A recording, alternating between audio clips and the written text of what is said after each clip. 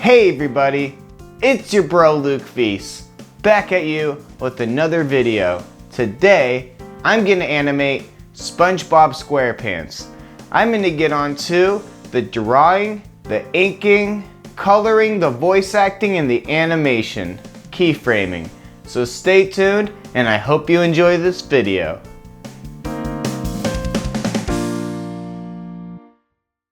I'm gonna get on to the drawing. I got this glass table, and underneath is a light bulb. So I guess it makes me more dim. But now we can see through the paper and trace over what we animate. Might turn it off for now though. I'm gonna get onto the torso. I'm just gonna draw his torso facing forward and then angle it. So let's go. How should I start this? Maybe I'll take a ruler and then just make a square. No, I don't like that. Let's make a ruler and go like this. Like right there maybe. So now we got a square. I think it needs to be a little bigger. Like right there. There, now we got a square. I guess what I'm gonna do is draw kind of around the square and make bumps. Just like that. And then one, I think we're gonna go like 6 bumps on his side. That should be good. That's looking better. And we can go like right there. So we're just making bumps around the square. I think that'll be okay. Now I'm gonna erase this part of the square. We got a bumpy surrounding for him. Now, I'm not gonna draw the mouth or face or eyes because I'm gonna do that in a different layer. What I am gonna draw is those little hole bumps right here, and he has a smaller one right here. He has a little bump right here and a bigger bump right here. A hole right here, or whatever they are. Is that too close? I feel like that's too close. Right there, right there. And then this hole. That's starting to look good. And then he has one right here.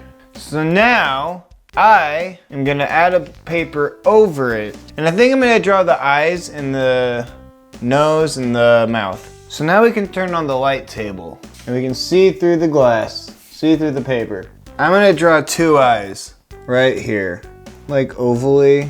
Maybe, no, I'm gonna draw the nose over his eyes. So this nose can be right, maybe forward, because he's facing forward. He has a big nose like that. I think it gets pointier. There we go, pretty good. I started adding some eyebrows to his eyes, and then his buck teeth and some red cheeks, which I drew with my pencil. And then I started adding his square pants. Now, we're gonna get on to the inking. Now, I'm gonna get on to the inking.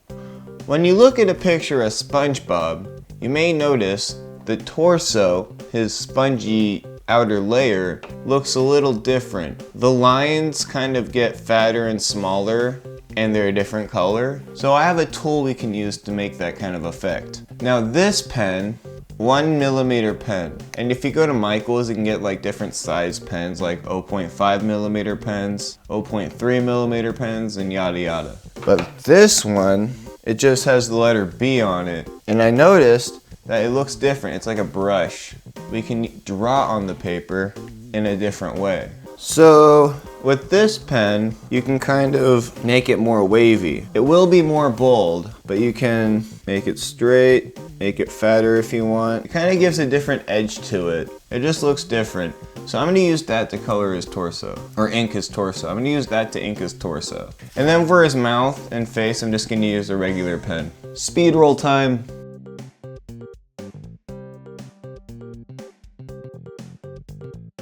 I think that's gonna look a lot better. And then I'll use the other pen, stiff one, to make the circles. There, that's looking pretty good. And now his straight square pants. And now his belt, his tie. There, that looks pretty good. I like that. Oh yeah, we'll have to scan it too. That looks really good. Notice how the sides aren't always the same width, like it kind of waves. Now, we'll have to scan it. This is my scanner, and now I will scan it on my scanning software. Now I'm going to ink the other ones. Now, I'm gonna get onto the coloring. Now, I'm gonna get onto the coloring. So I'm just gonna select all of them and open them all. It's upside down. If you do Curl Shift D, it makes the transparency grid show. So that's cool. I'm gonna right click it and click Transform, Rotate 180 degrees. And now I'm gonna color it, but right now we can't color it, doesn't let us. What we have to do is we click the image and we go to Image Trace. If it doesn't show you the Image Trace options, you go to Window, Image Trace, and there it is. Then there's presets right here, and you go default, and I'm gonna go black and white logo because it's just black and white. We can click OK. Object, expand, OK. Now we can zoom in. I just realized something. I'm erasing these edges just to try something.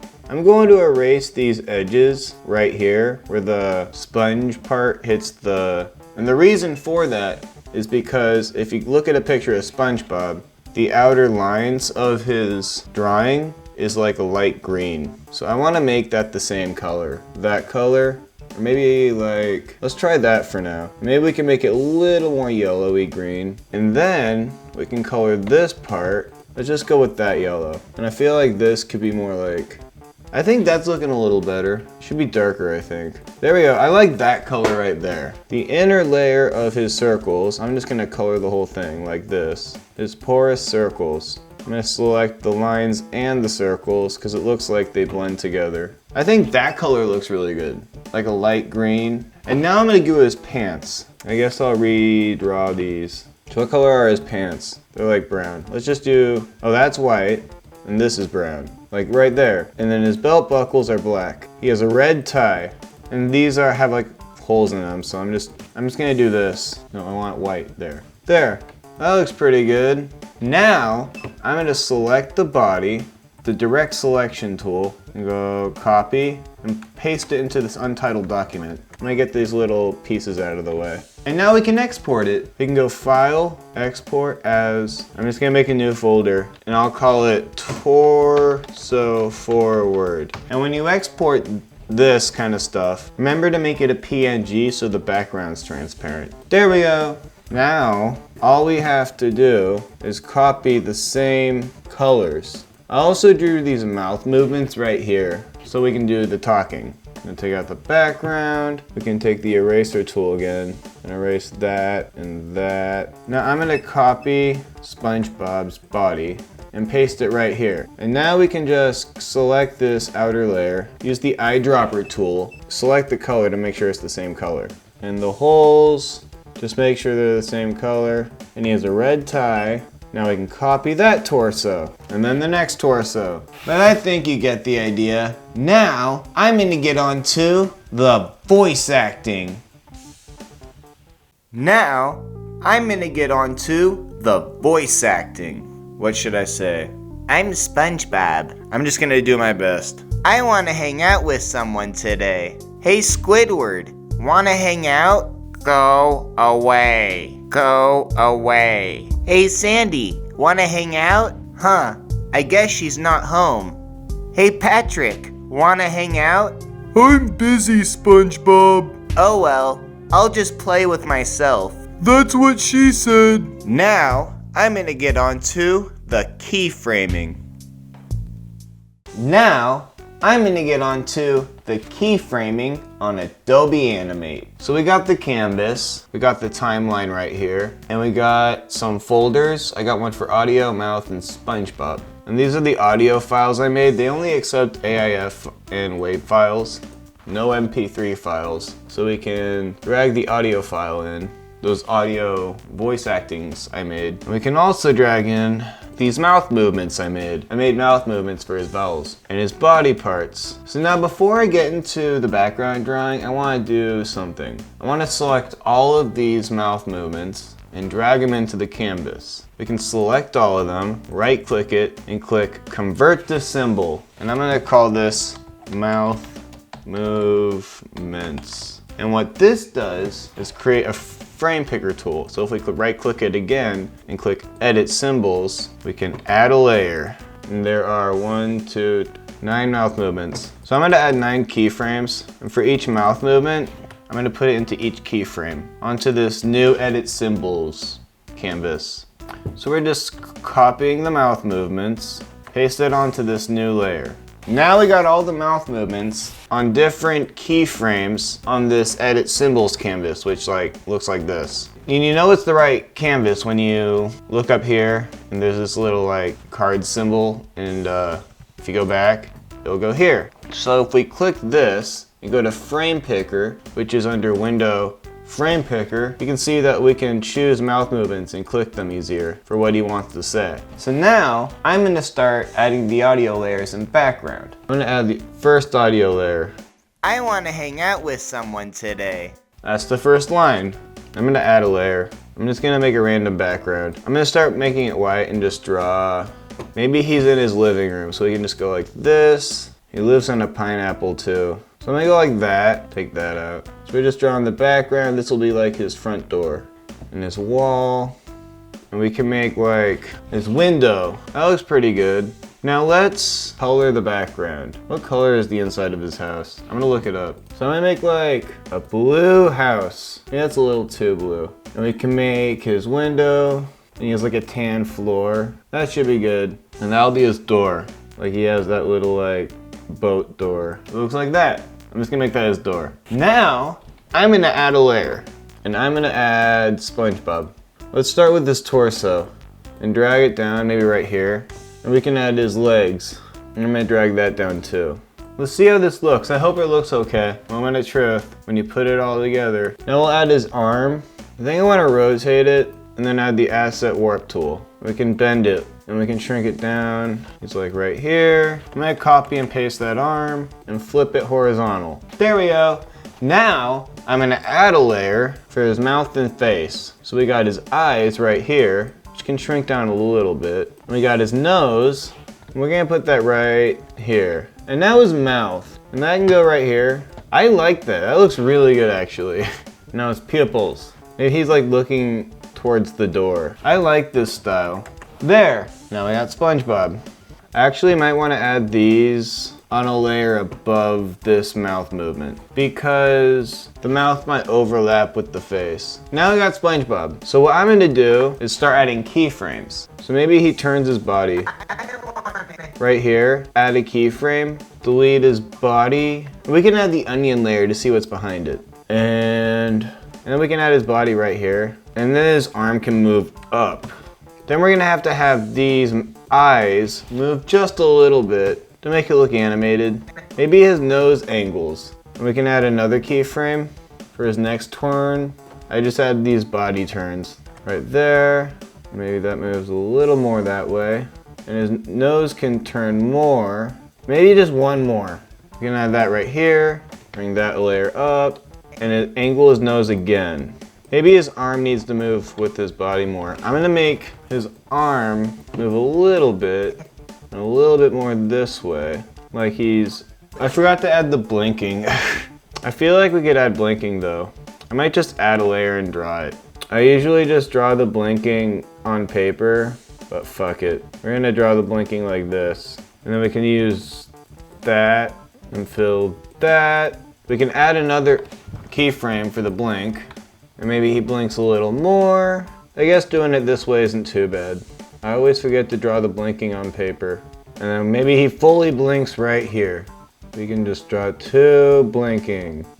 There. And now we can copy this. Now we can get onto the mouth movements. For every vowel he says, I can add a mouth movement. I'm gonna bring the audio layer up. We can go to the frame picker tool right here and click this. Oh, this is just his regular mouth, or frame.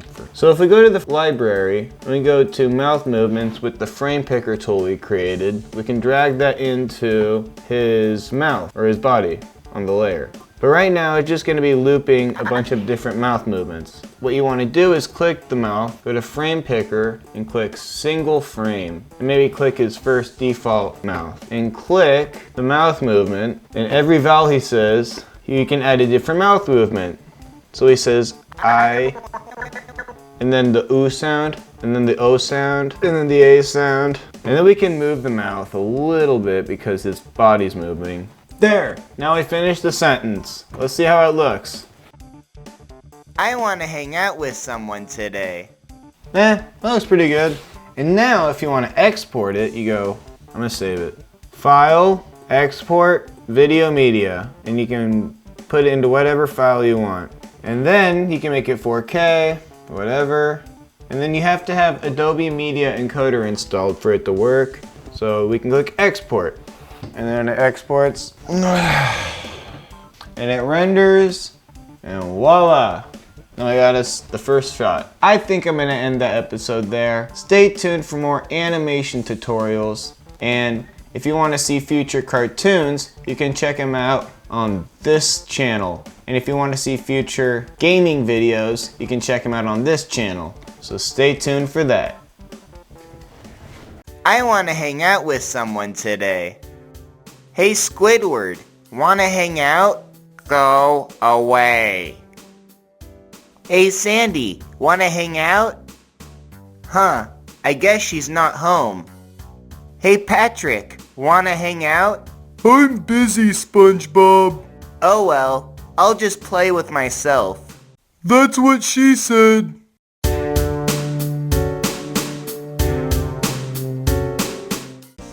Thank you for watching that video. On this channel, I'm gonna focus on my animation tutorials. I generally post all my hobbies onto this YouTube channel, but I decided to split it up into different channels. So on this channel, I'm gonna focus on animation tutorials. I also have other channels where I will post more Story of Trey if you like that, and that will be on Feast Tunes. And if you like films, I got a Feast Films channel too. I also got a Feast Gaming channel and a Feast Radio channel, so you can check out my music and gaming videos. That's where I'll be posting that kind of content. So stay tuned for more tunes, films, and music, and have a great day.